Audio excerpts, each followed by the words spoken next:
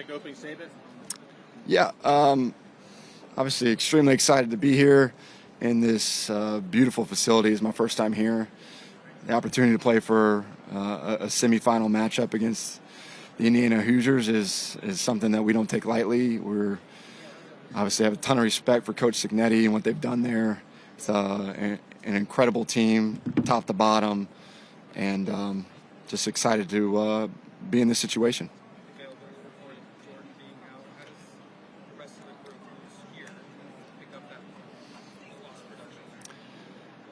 The same way we've done all year. I mean, we talk about strength in numbers, and we just find a way. So that's what we've been focused on is the guys that are available, and you just put the ball down and play. I mean, shoot, it's football. We'll figure it out. They hired us for a reason to figure out situations like this, and so it's been the story of our offense all year. And but I'm excited for the guys that are available to get their opportunity.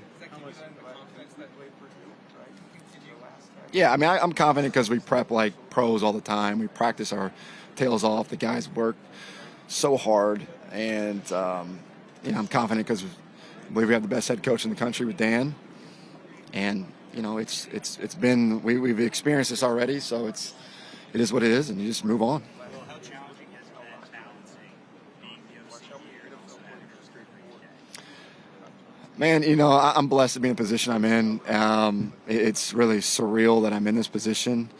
I've really just tried to focus all my energy on what I'm doing at the present moment, and not trying to think too much about things I can't control. And what I know that I can control is try to be the best offense coordinator for the Oregon Ducks right now, give our guys a great plan, and give it my all to this university who's given me so much and my family so much. So is it difficult? Sure. It's difficult across the country, though. Everybody's dealing with it.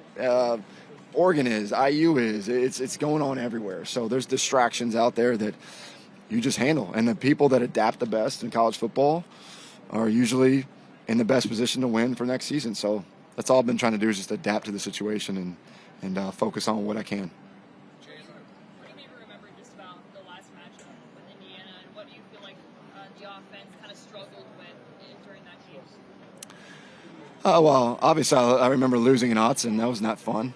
But no, I mean, you learn so much from not just losses but wins. We do a post-game report every single game. I mean, it's like our debrief. Things we did good, things we did poorly, critical mistakes, critical penalties, personnel errors. So we always debrief it, and there's good and bad for every single game.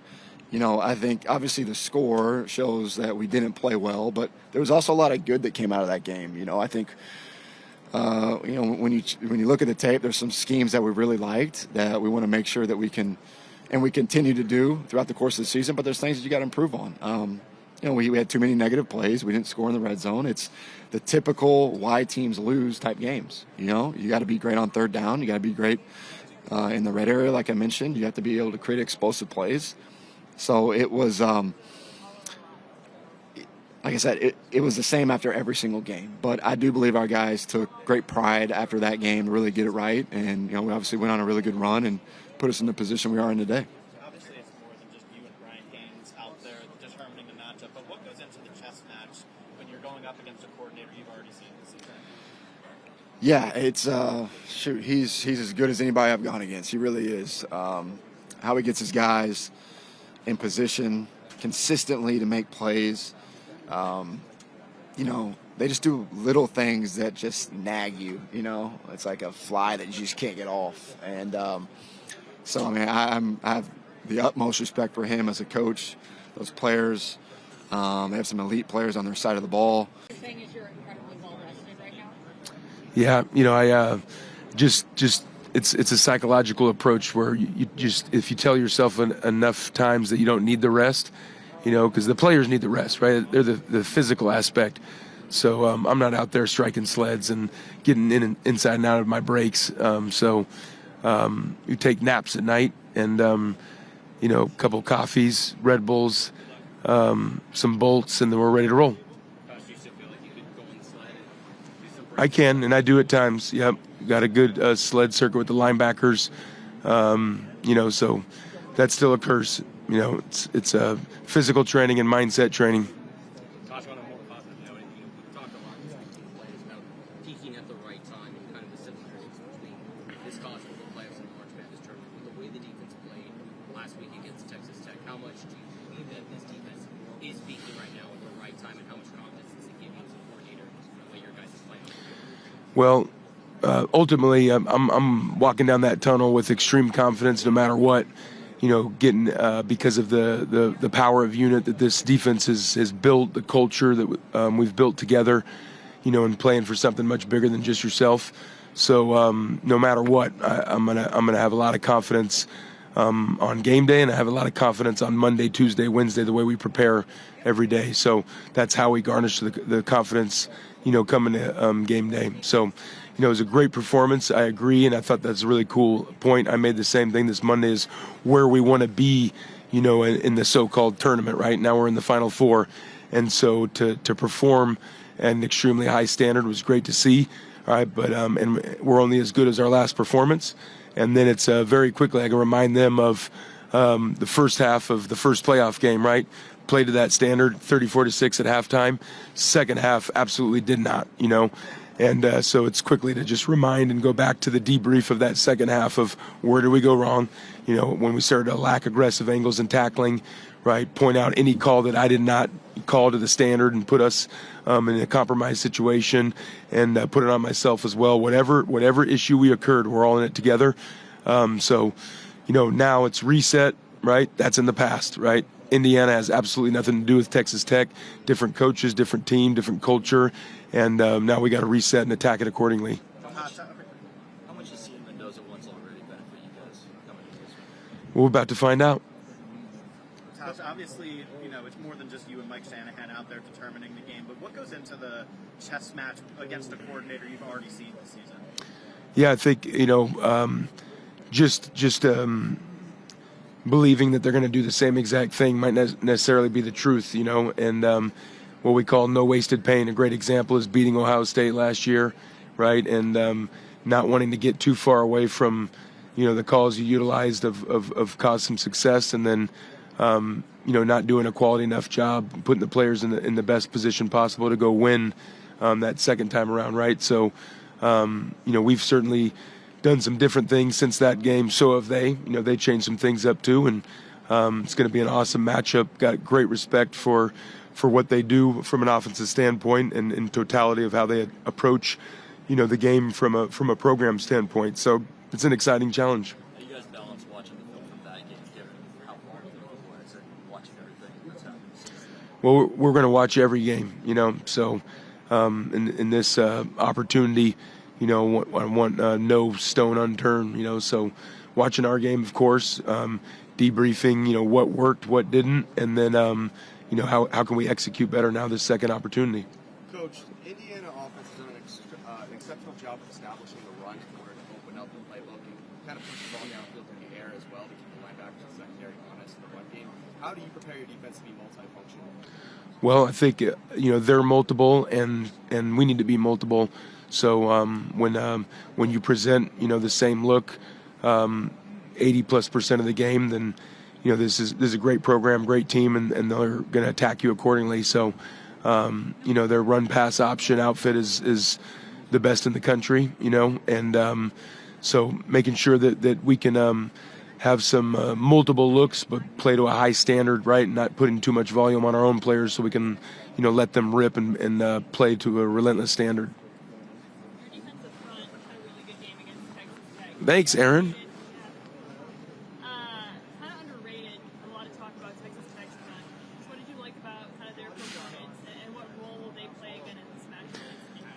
Yeah, a lot of times, what I love to present is our defense versus their defense, and going into that game, there's a high caliber defense as well with the opponent. So actually, at times, I know what I'm doing intentionally. Maybe pretend that I don't, but we're watching the screen and we're showing their defense, attack and sack the quarterback and punch at the ball and cause turnovers, and so I know certainly guys like Dylan Thieneman and Bryce Betcher and Tatum Tuioti and a lot of our competitive nature individuals, that fires them up, and that competition stimulating that, love it. So I thought, that was a heavyweight title fight there, and that was the goal for our defense to outperform theirs, and that's the goal this week as well. What's that?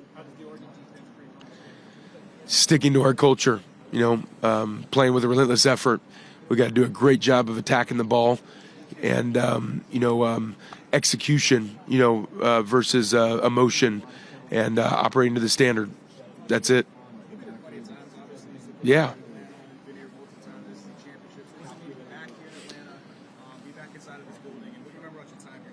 It's awesome. It's a great stadium, great venue. Had a house here in Buford, and right down the street of Old Flowery Branch. Love it here. Love the South. My son was born out in the South here, and it's a great place. So, when we land, but, this is a business trip. So not much time to visit anybody else. We're going to put all the devotion and preparation as this opponent certainly deserves, and go attack this process leading right up to kickoff. In this profession, don't do a lot of wine and dining out. But if I did, I love an occasional Taco Bell.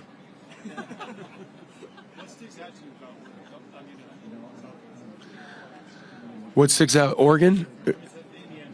Okay. Indiana, they have a run pass option as good as anyone in the country, and sometimes when you play these teams, there's a very simple approach, of just having a light box or a heavy box and what the quarterback's looking at. This is definitely an advanced system. I think they do a great job of having answers to what you present. You see that in the course of the game. You see where explosives occur, and getting the same play out of multiple looks pre-snap. So they do a great job, and they're here for a reason, and so are we. Coach Lanning seems to have approached this postseason a little bit differently than last year, and really tried to apply whatever lessons he could from how the bye and the loss went. So one of the things that the players have said is that he sort of has been making these metaphors about March Madness and kind of talking about that with the players. Have you seen him do that, or what are the ways that that's kind of come up? Yeah, I go to those team meetings too. So certainly, we've had some great themes. From a defensive standpoint, it's about sticking to our annual theme, which means our daily theme. And it's about playing with a relentless effort, attacking the ball, and playing for each other ultimately. So, but as far as the March Madness, we want to be peaking at the right time, right? So. To have a great performance, a week ago was great. That's in the past already. So we haven't talked a whole, we attacked the debrief of that next day the exact same way we attacked the debrief of playing Indiana and JMU and every other great opponent we've played this season. So win or lose, we're never allowing victory or defeat to be the imposter they are. You're going to have a very clinical view and debrief of the game that just occurred, and then attack the process going forward and really dive in deep. Have some familiarity with an opponent we've played before, just like they do with us, right? So we're about to find out where whose preparation was better. And have there been any tweaks at all between kind of just the approach this postseason compared to last year? Yeah, no, there's been a ton. We're in a different situation. So last year being the number one seed in the country, we were basically at the point of almost saying prayers to not be in the top four. So, we wanted to throw a pool party when we got selected fifth, because that means we got to go play, not sit around for 40 days. And it would have been longer, last year after we won the Big Ten championship advancing. So we couldn't be more fired up. And then even within the time in between, we had a different approach. We had a mock game, which was really cool. I thought that was an innovative idea of Coach Lanning. And we did everything exactly like playing a game. We went to the hotel. We played a joke on the staff as well, where he even put it up there where everyone had to wear suits. May or may not have been my idea. And so a couple people came to work wearing suits, just treated exactly like game day. It was awesome. But we had the approach of creating and stimulating a mock game, and again, just keeping it rolling, and hopefully what will gravitate one day in college football instead of the awesome idea of having the playoffs during an opening period of the portal, right? Like, great idea. So hopefully we'll gravitate towards just playing games, and being in an NFL system where maybe there's 1 week or so, but just keeping this thing rolling and not dealing with what we're all dealing with right now. Tosh, going off of that, just how antsy are you to check your phone after this, just to see what's happening with the portal and guys you got to deal with? Well, it's just part of the job, so I don't really get antsy. So Eager, maybe? Yeah, we're going to go, transition to the next period, and then hopefully, go sign another first-round draft pick, at the University of California before we reset our mind and get full focus towards, the next meeting tonight. So. If you and Will discuss, what it's like juggling two jobs, if you ran across each other on the recruiting trail yet, maybe for a potential prospect in the schools? No, we've been pretty busy preparing for this game, so we haven't been on the trail. I know other people get afforded to, and we don't. So obviously an extreme disadvantage. But with young men of your own team, considering and the portal and guys that we haven't even had the opportunity to meet, unfortunately, because of the way this schedule's set. So. But you can complain about it, cry about it, or do your best to be adaptable, right, and compete within. So, what's really important to me going through this process again, whether at Alabama and having, similarities with Kirby Smart moving on to the next job, or Jeremy Pruitt moving on to the next job, and then myself, going to the NFL, is making sure that not giving the players any disservice of what they deserve, of the preparation that goes into this. So that's something that I'll refuse to do. That obviously affects my life, my ability to be a great father and a great husband. But fortunately, I have an amazing wife, that understands it. So, haven't got a lot of sleep, but I know you don't really care.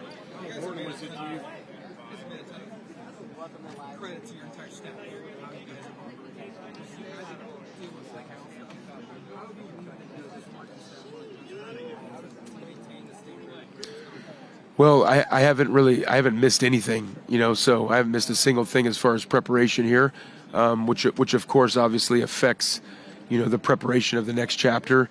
But again, I'm not going to, give any disservice to the young men here that deserve my all. So, but whether going back to day one or to now, this has been the best defensive staff I've ever been a part of in my career, and so that makes things one and awesome. And every day you do wake up after your nap to go to work in the morning, it's an awesome feeling. But heavily relying, depending on them and their expertise.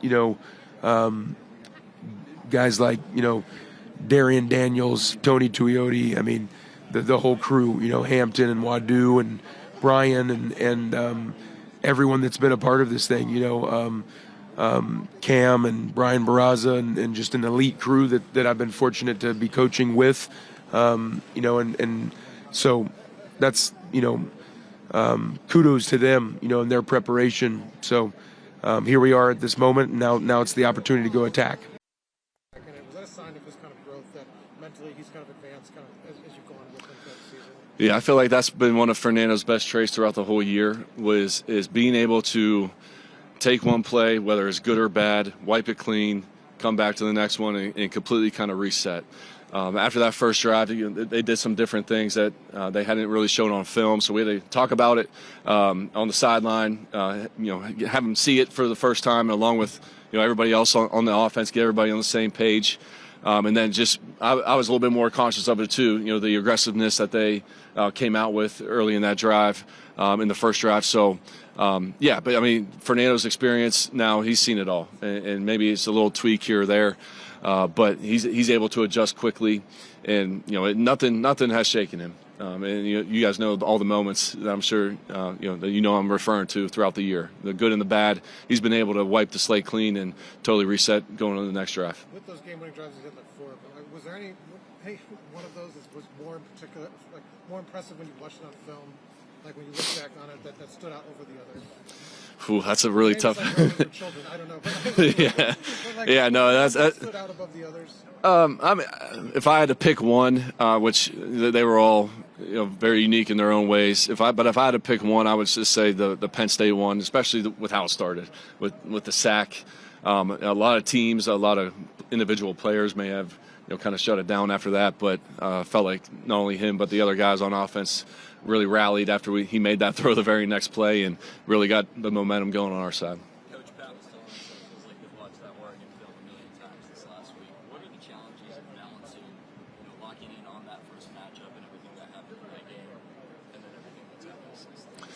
Yeah, the challenge is you always want to see. Okay, we play this team, and here's how they decided to play us. Right, we have evidence of it because that's something always going into a game you're not really quite sure of. However, and those guys are great coaches over there. Coach Lanning, Coach Lupoi. I mean, they do a great job every week trying to attack offenses and attack weaknesses that they see on film. And in kind of retrospect, that game was so long ago now. They've learned a lot more about their players, just like we have, and they're doing a little bit of different things. And we're doing some different things now too. So, I think that's the fine line that we're all trying to balance. Taking what the first game gave us, but also accounting for the changes and the natural things that happen throughout the season. I was going to ask you about that. Obviously, it's more than just you and Tosh, but what's the chess match like when you go up against a defensive coordinator that you've already seen? Just how much more evolved does that chess match kind of get within the game? I might have a better answer for you after the game. No, I know it's going to be a challenge. I mean, and I really don't think. I mean, X's and O's, of course, are a part of this game. But whenever you turn on the film, from our perspective, I mean, those guys play hard. They run the ball. They're very well coached. They're very good technique, fundamentals. And that's just, to me, as important as X's and O's and what they call on defense.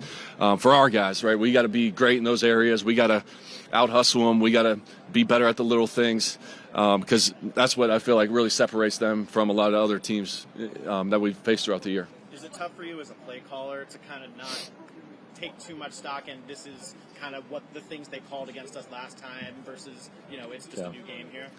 Oh, yeah. No, I definitely won't. I have kind of those in the back of my head, but I know that, they're great coaches. They're not going to give us probably the same situations and same things, coverages, whatever it might be, exactly like it was in the first game, as you know. So, it's always kind of in the back of your mind, but not trying to get bogged down with it. Yeah. What impressed you the most about that shutout over Texas Tech? What area of the defense impressed you? Well, first of all, it all starts up front with them. I believe their D-line, especially their starting 4 guys, are really special. Size-wise, speed. They play hard. They can get after the quarterback without adding that 5th or 6th rusher. And I feel like that was probably the biggest thing. I mean, they getting after the quarterback, and then also just their physicality that they play with. Yeah, I could tell that they were playing with an edge. They looked hungry out there, and I thought it showed throughout the whole game. Yeah. Fernando, you talked about all the moments of Fernando this year. In that Oregon game, I mean, I know it's a while back, but the resilience he showed there, throwing the pick 6 and then coming right back, leading the touchdown drive that really, put the game, in your hands. Just how much does that moment, pick 6 to a turning around, leading to a game-winning touchdown drive, how much does that kind of encapsulate who Fernando is? Yeah, I think that's him to a T. Obviously, that was a really tough play on the interception, but just his response, his kind of ability just to shake it off and really relock back in. Or at least I've read online and stuff that other guys on the team came up, patted him on the back and told him, "Yeah, we got confidence in you." And I think that was big for him too. Just going into that environment and understand that his teammates, regardless of what happens, have his back. But just his toughness in general. I mean, whether situations like that you're talking about, or taking a hit right in the chest as he's delivering a pass down the field, and being able to shake it off and get right back up the next play and act like it never happened. I mean, he's got some really unique qualities about him, and I feel like those are a little bit overlooked. Just his resiliency and his ability to compete every single play. For you as a wide receivers coach, how has Charlie Becker emerged the way that he has? Yeah, I mean, obviously it was a little bit of a blessing in disguise whenever Surratt missed a game or two there middle of the year, and Charlie got some more playing time because we had experienced guys playing in front of him, and he never complained. He just kept his head down, kept working, did well whenever he was in there throughout that point in the year. And then I forget which play maybe it was exactly, but we hit him on a post down the field. And then we hit him on another one, and we said, okay, well, first of all, him and Fernando have a really good connection. And his size and speed combination is pretty unique. So whenever you're throwing a ball 35, 40 yards down the field, it makes it a little bit of an easier target to hit. And I feel like that's really gave us another dimension to our offense that has really helped us. Were you seeing those sorts of traits in him all along, or did he kind of surprise you with the way some of the things that have allowed him to break out like this?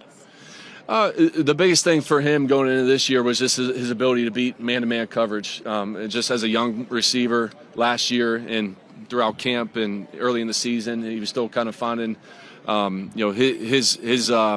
his go-to moves versus press and trying to get off the line of scrimmage. He's really worked on that with Coach Eddie and myself. And after practice, before practice, he's out there working on releases to help himself. And I feel like that was probably the biggest thing for him. Once he started doing that in the games, it gave him more confidence. And then he's been able to really take off after that. Yeah. Yeah, I mean, first of all, they're big humans. Yeah, they're big, they're twitched up, great athletes, and they play with good technique. I mean, you don't see them do many undisciplined things, at least from what we can see on film. They're just do a really good job like launching off the ball. They get into your guards or centers quickly. They're able to get knocked back. So our inside three guys have a big challenge ahead of them: run game, pass game. But I feel like just their overall size, speed. They got long arms. They run on the ball still. They're in good shape for guys our size. What similarities do you see between Oregon's offense and your offense? Oregon's offense, yeah, they do a great job. Coach Stein, the OC. We've been watching him on film for a couple years, and have taken some things and seeing them in crossover games. You're always just impressed with how fast their guys play. Their wealth of concepts, mainly in the pass game. They do a really good job getting their playmakers the ball. I feel like that's one of the things that they do well, and allow their athletes to go play out in space and win those one-on-one matchups. So all while still being able to run the football effectively. So they've been really impressive every time we've seen them on crossover games throughout the year. This is a hard one to but how long into working with Coach Signetti were you when you noticed that he needs to I don't think I noticed that until we got here to IU last year. Yeah. No, I mean, at the end of the day, we're all creatures of habit. If I could, I probably would do the same thing. Yeah. When the offensive line, specifically the right side, is rotated, how does that work? Does Bob Bostad come deliver you kind of a report? Here's what I'm thinking. How does that kind of process between you two work? I'm sorry, what was the first part about? The offensive line, it's rotated a little bit throughout the season on the right side. Yeah. So how's that conversation like with you and Coach Bostad? Yeah, between us and Coach Signetti, we're just keeping an eye on those guys. They all have things that they're really good at. But understand also that if they're playing 75 plays a game or 65 plays a game, that's a lot of plays. And going against great defensive linemen like we've seen these last couple of weeks, there's something to having those guys being fresh in there, especially in the third quarter, fourth quarter. So it was a little bit of a plan in some games. Other games, we're just keeping an eye on it just to make sure guys are staying fresh and meeting the challenge that they have in front of them. But I feel like we'll see what happens this week. But they're all capable and ready to go. So when you look at a guy like Ajani, what made you realize that as redshirt freshman, he was ready to start a Rose Bowl game for you guys?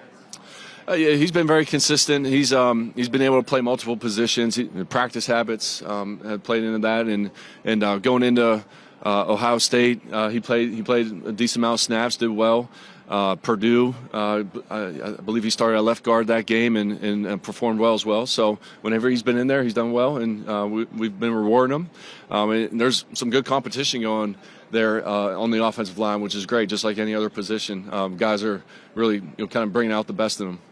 Like coming off of last year, when you assessed the run game, where did you feel like you had to grow the most, and like what went into what's obviously transpired this year? Yeah. Well, obviously, adding Pat Coogan and some of the other guys up front have helped. That was one piece of it.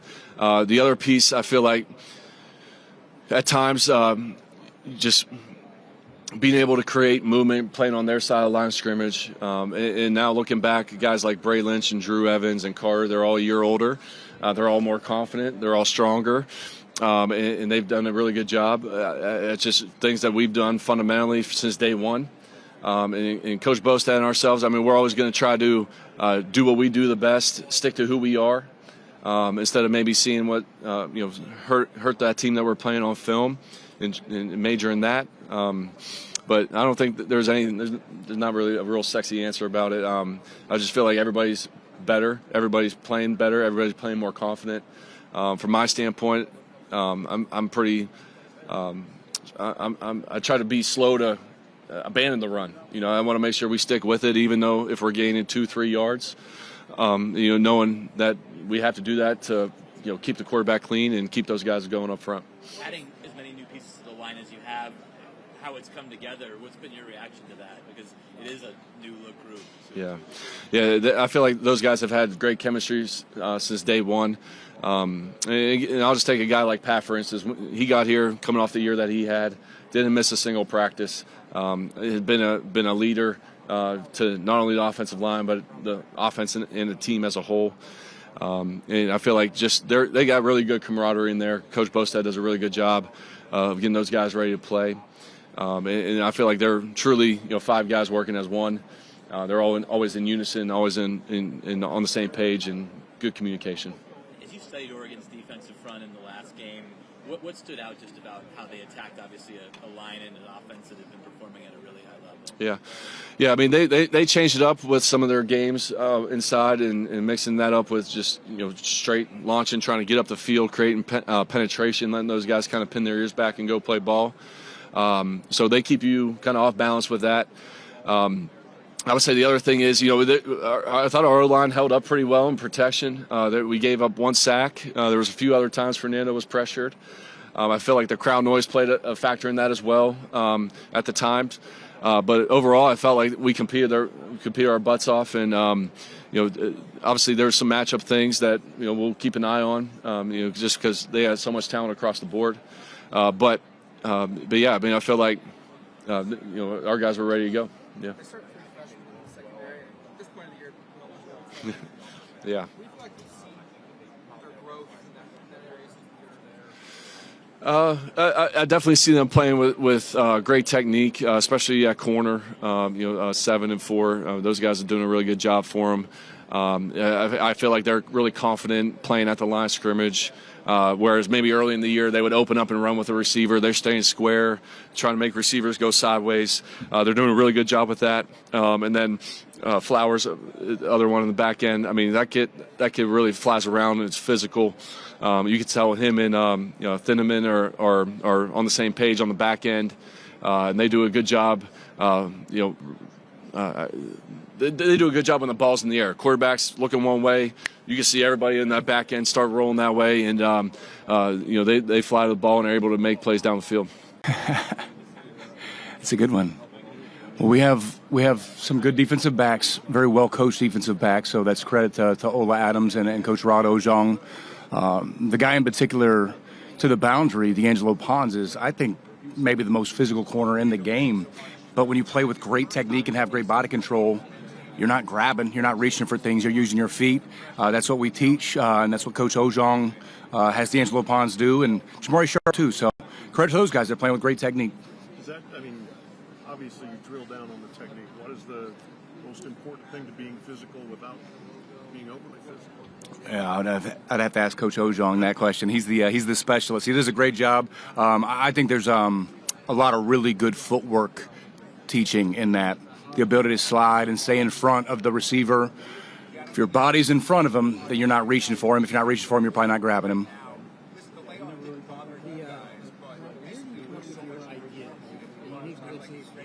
Like a mad scientist, stuff like that. Is it from watching other teams? You just sit at the table and go, "Hey, that would be cool." Where do these ideas come from? Maybe a mixture of those things. I'm maybe not quite as much as Coach Ignay, but I'm a film junkie. I like watching film. I learn from other teams. I'm definitely not somebody that reinvented the wheel. There's a lot of good defensive coordinators out there that are doing unique things. I try to utilize what I think fits us. I try not to chase too many ghosts. There's definitely a lot of great schemes out there that aren't who we are. So I want to be true to what we do. I'm a fan of angles. I'm a fan of, as Coach Lanning would say, illusions. But to me, I'm just trying to control the terms of an offense. I want to tell the offense a story, walk them into a trap.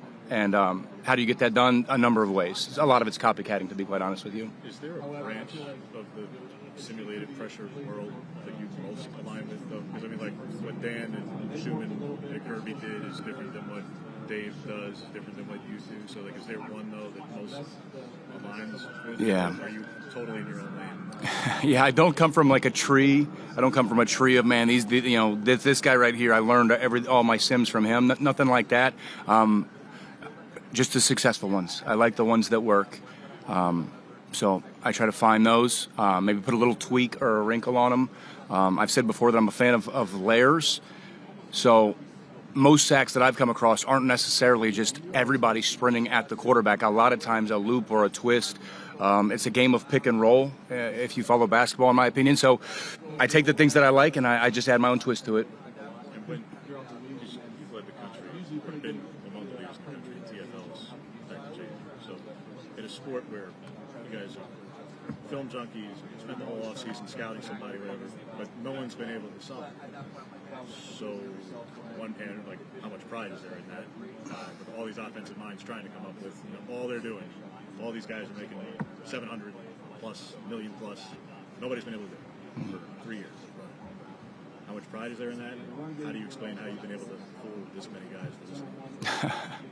I don't know if I'm fooling them or if our players are rising to the occasion in each one of these moments. I mean, at the end of the day, the execution is paramount. It's what it is on a grease board can look good and it can sound good if I present it the right way, but it's the execution and the techniques that Coach Buda Williams, Coach Pat Kuntz put their players on. So, yeah, I know there's a lot of great offensive coordinators out there, and we've had several runs come out. I remember the opening game of the season, Old Dominion had like 2 80-yard touchdown runs. So we've been got before. The goal is to not get got again, and I'm proud of the guys. They play so hard, and that's what makes the scheme good. What makes the scheme good is guys that play hard and fast and for each other.